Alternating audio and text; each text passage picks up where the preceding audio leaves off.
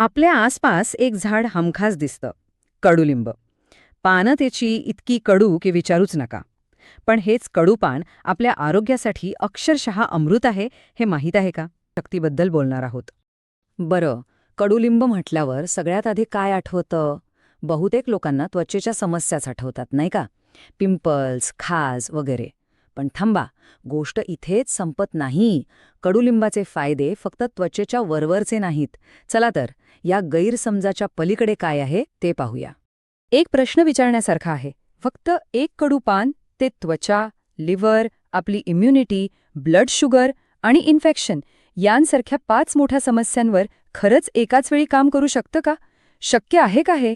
आणि हो, इथेच तर सगळा खेळ आहे. बहुतेक लोक कडुलिंबाला फक्त एक स्किन रेमेडी म्हणूनच बघतात, पण असं करून आपण त्याच्या खऱ्या ताकदीकडे दुर्लक्ष करतो. आज आपण नेमकं याच गैरसमजाला दूर करणार आहोत. पण असं काय आहे या पानात की ते इतकं प्रभावी आहे? आणि गंमत म्हणजे ह्यावर फक्त आपलं हजारो वर्षांचा आयुर्वेदच नाही, तर आजचं मॉडर्न सायन्ससुद्धा शिक्कामोर्तब करतं. दोघंही कडुलिंबाला एक ब्रॉड स्पेक्ट्रम औषधी वनस्पती मानतात. म्हणजे काय, तर अनेक आघाड्यांवर लढणारा एक सैनिक. हे खरंच खूपच इंटरेस्टिंग आहे, नाही का?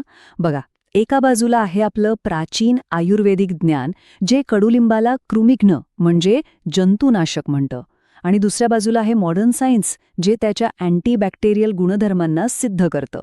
थोडक्यात काय, तर नावं वेगळी असली तरी निष्कर्ष एकच आहे: कडुलिंब एक जबरदस्त आणि बहुगुणी औषधी आहे. चला तर मग त्वचेच्या पलीकडे जाऊन कडुलिंबाच्या खऱ्या जगात एक फेरफटका मारूया. आता आपण याचे असे 8 फायदे जाणून घेणार आहोत, जे ऐकून तुम्ही खरंच थक्क व्हाल. ही यादी बघा एकदा.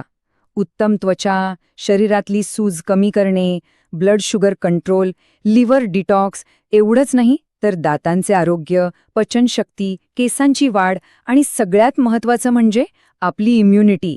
अरे वाह! याची रेंज खरंच अविश्वसनीय आहे. आता जरा दुसऱ्या फायद्यावर लक्ष देऊया, जो खूप महत्त्वाचा आहे. तो म्हणजे शरीराच्या आतली सूज, किंवा ज्याला आपण इंटरनल इन्फ्लामेशन म्हणतो. ही एक अशी छुपी समस्या आहे जी अनेक मोठ्या आजारांचं मूळ असते, आणि कडुलिंब बरोबर याच मुळावर घाव घालतो. अगदी सोप्या भाषेत सांगायचं झालं तर कडुलिंब शरीरात सूज वाढवणाऱ्या घटकांना शांत करतो. याचा परिणाम काय होतो, तर सांधेदुखीसारख्या त्रासांपासून आराम मिळतो. इतकंच नाही तर फॅटी लिव्हर आणि मधुमेहासारख्या गंभीर आजारांचा धोकाही कमी होतो. आता बोलूया तिसऱ्या फायद्याबद्दल. रक्तातील साखर म्हणजेच ब्लड शुगर. या बाबतीत तर कडुलिंब आपला खरा दोस्त आहे असं म्हणलं तरी चालेल. गंमत म्हणजे आयुर्वेदात हजारो वर्षांपासून प्रमेह म्हणजे मधुमेहावर कडुलिंबाला गुणकारी मानलं गेलंय. आणि आजचं विज्ञान सुद्धा त्याच गोष्टीला दुजोरा देत आहे.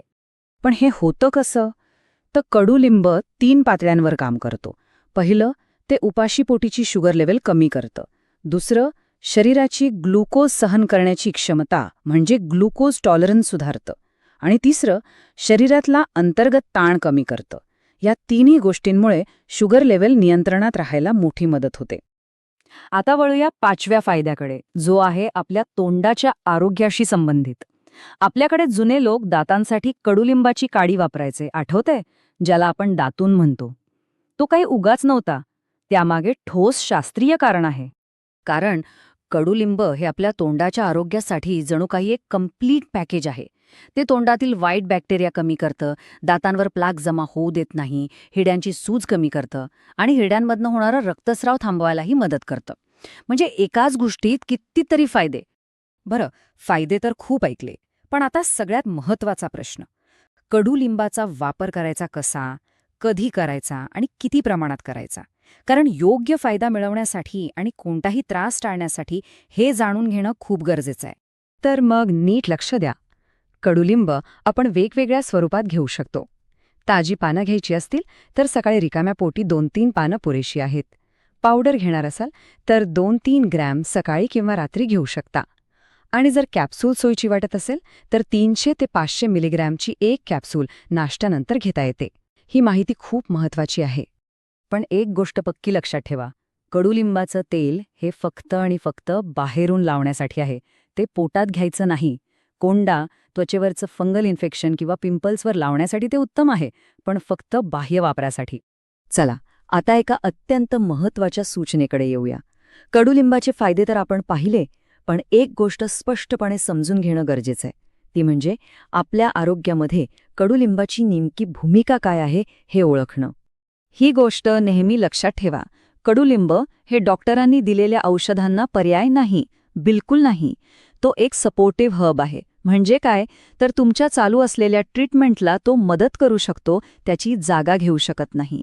वैद्यकीय सल्ला सगळ्यात महत्त्वाचा.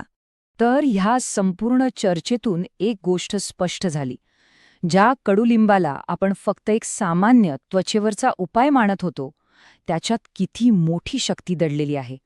हा सगळा प्रवास पाहिल्यावर मनात एक प्रश्न नक्कीच येतो. विचार करा, आपल्या आजूबाजूला अशा कितीतरी नैसर्गिक गोष्टी असतील ज्यांची ताकद आपण अजून ओळखलेलीच नाही, ज्या फक्त आपण त्यांना समजून घेण्याची वाट पाहत आहेत.